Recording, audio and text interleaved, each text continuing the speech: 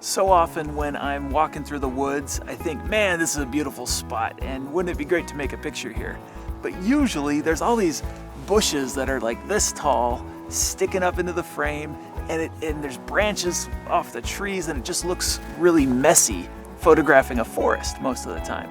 So this is a special spot because we're on quite a steep slope, which puts us above most of the understory and leaves us with just the texture of the tree trunks themselves.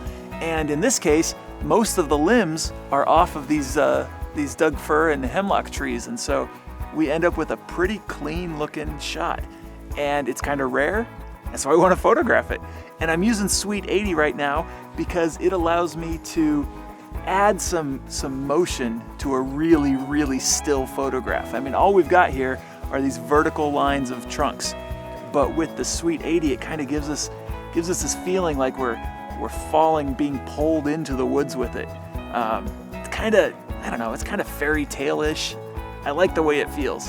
Now I don't want too much of that motion, so I'm going to stop down about F8. I'll try F11 as well. It's going to give me the movement on the edges, but still give me a beautiful view into this portal of the forest. I like that too. Yeah, I think the motion's going to give me like this feel of a portal view. I don't know. Let's try the picture and see how it goes.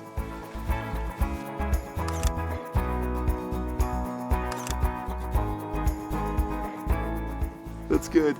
I think when I finish this picture, it's probably going to end up in black and white too. It's a really monochrome kind of look. There's just a little bit of dark green and then the lighter gray of the trunks. And I think by removing some of that color distraction, I'll end up with the more graphic view of the picture. Now, while I'm at it, I'm going to swap the lens inside the Composer Pro.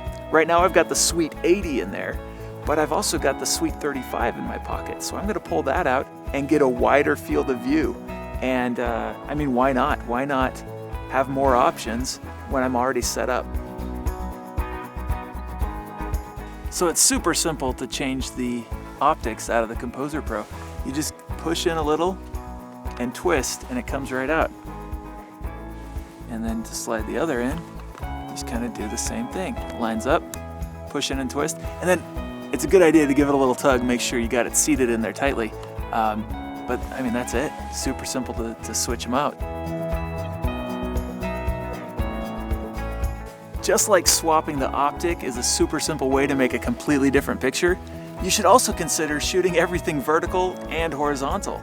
If it's a horizontal picture, it's probably going to look pretty good vertically. And similarly with a vertical picture, you got to shoot it horizontally.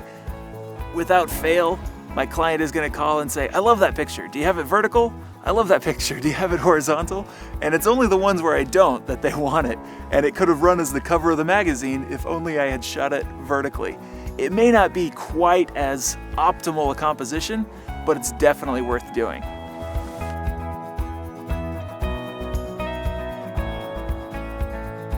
One thing about shooting vertically compared to horizontally, if you're using a polarizer, you have to now make an adjustment to the polarizing filter. And so if you turn the camera 90 degrees, you also need to turn the polarizing filter 90 degrees.